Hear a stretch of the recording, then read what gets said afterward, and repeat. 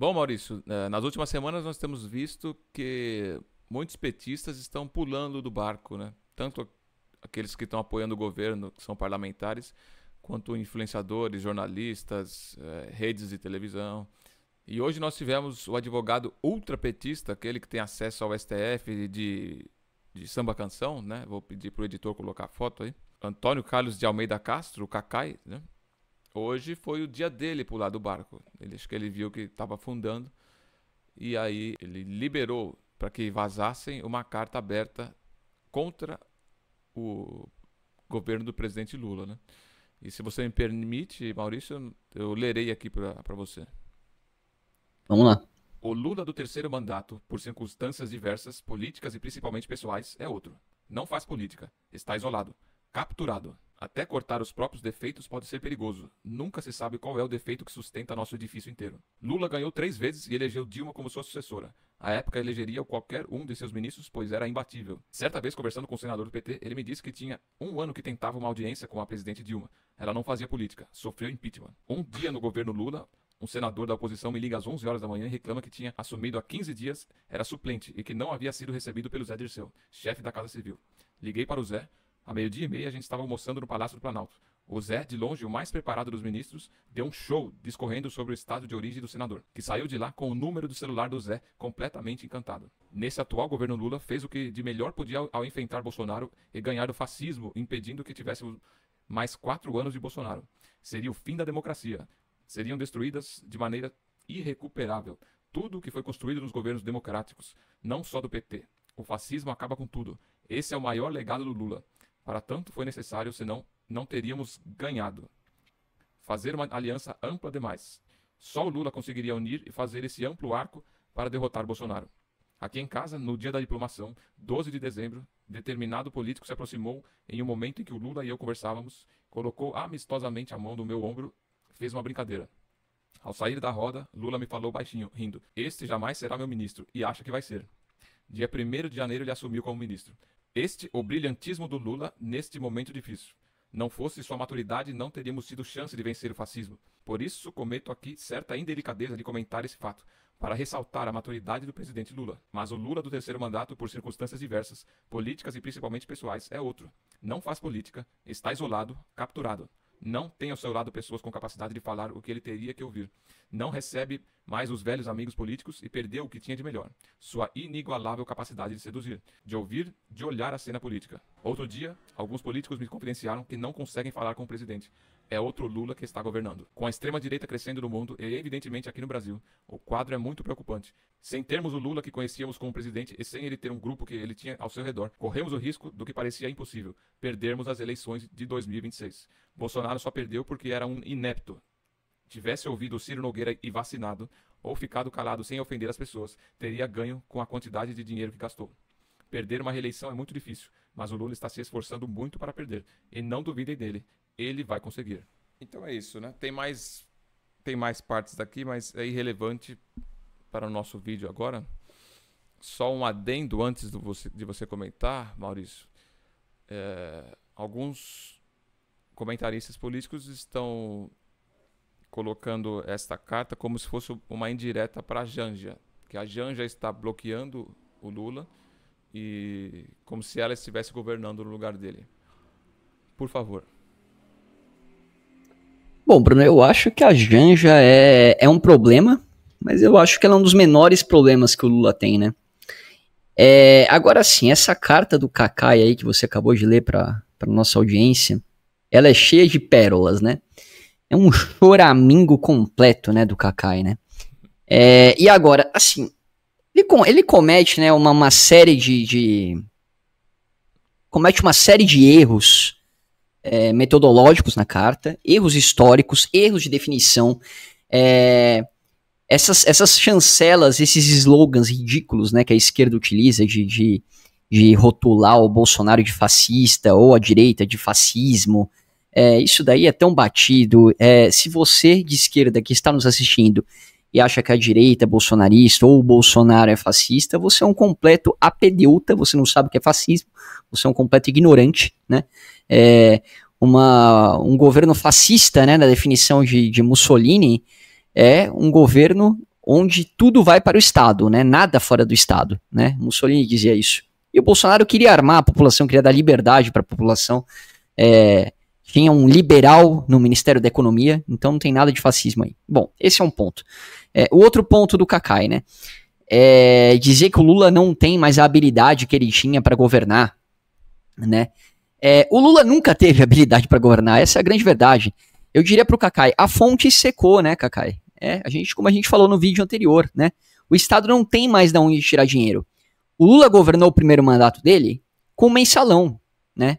Ele comprava o legislativo para o legislativo aprovar, né, os projetos do governo. Exato. Então não é que ele tinha uma grande habilidade política de persuadir os seus pares, de sentar com as pessoas e comovê-las e fazer com que elas fizessem os seus desejos. Não, o Lula nunca teve nada disso. O Lula é um inepto, né? E aí eu até concordo com o Cacai que o Bolsonaro também foi inepto em falar uma série de coisas que ele poderia ter evitado, né? Sabendo que está lidando com serpentes, como estava, né? Poderia ter evitado. Mas ainda que evitasse, também não seria reeleito, porque, como bem sabemos, né, e como bem mencionamos no vídeo pretérito que a gente gravou, o Brasil tem uma figura exógena, né, que conduz as eleições, que é o Poder Judiciário, e o Poder Judiciário no Brasil tem vontade, né? O Poder Judiciário, ele tem vontade e ele externa essa vontade, né? Então o Poder Judiciário, ele não é um poder discreto, comedido e imparcial e equidistante, não. O Poder Judiciário, como diz o nosso, né, presidente da Suprema Corte, é um poder político. Então, nada obstante o Bolsonaro tivesse evitado, né, tudo que ele disse, não acredito que seria reeleito por conta desse fator, né? Agora, o Lula é um inepto, o Lula sempre foi um inepto, né? O Lula não tem essa habilidade toda que dizem, né? O crescimento do Brasil se deu pelo boom das commodities, né, que todo mundo já sabe, lá no primeiro mandato dele.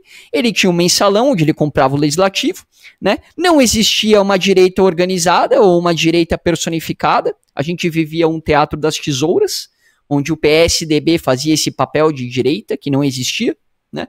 Essa direita começou a ser parida, né, depois de muito esforço do nosso professor Olavo de Carvalho, né? E aí, né, movimentos começaram a surgir, claro, né, com a catástrofe que foi o governo do PT, 4 governos do PT seguidos, né? Tem nego que nasceu que nunca viu outro governo senão do PT, né? A galera que nasceu em 2000 só foi governada pelo PT, né?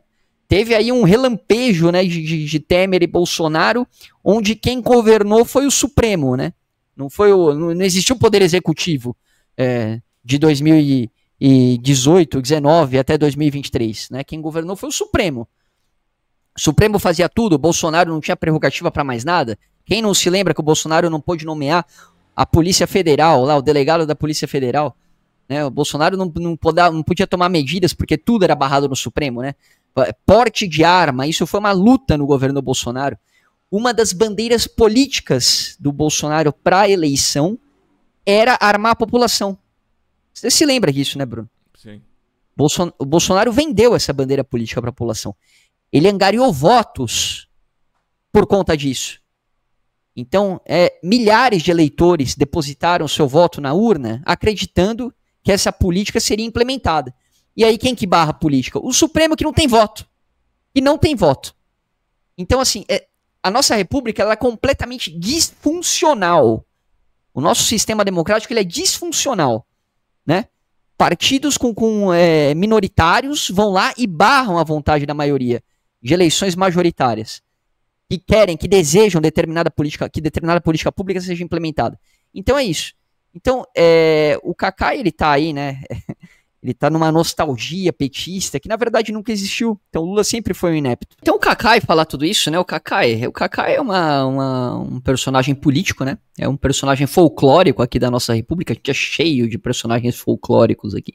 A esquerda ela é riquíssima em produzir esse tipo de figura exótica, né? O nosso editor já colocou ele aí de samba canção aí, né?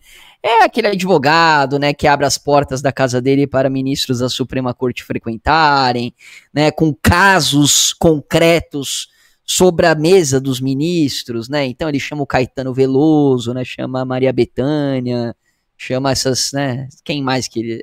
Esse universo aí que vocês conhecem aí da esquerda para fazerem shows privativos, né, toda essa coisa cultural que o Brasil vive, né? Meu Deus. E, bom, E o Kaká tá aí lamentando mais um, então, que pula fora do barco, né? Já tivemos vários, né? Felipe Neto, Kaká, mídia impressa, né? Folha de São Paulo, Estadão batendo no Lula pra caramba, Globo News, né? André Sadi batendo no Lula, a Globo em geral, né? Não dá mais, não dá pra defender, né? É meio que indefensável. Agora eu faço um recorte aqui importantíssimo pra gente finalizar esse vídeo. USAID caiu. Sigam os dólares, né? É muita coincidência, né, cara? Fenômenos históricos acontecendo.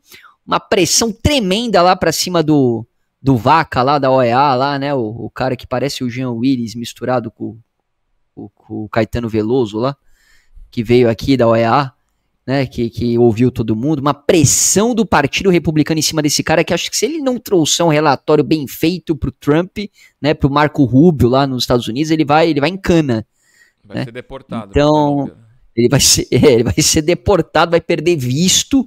Então, assim, tem uma pressão de bastidor enorme em cima desse relatório, tá? Tá todo mundo sabendo o que tá acontecendo no Brasil. Então não adianta ele chegar lá e querer maquiar, porque Marco Rubio tá sabendo.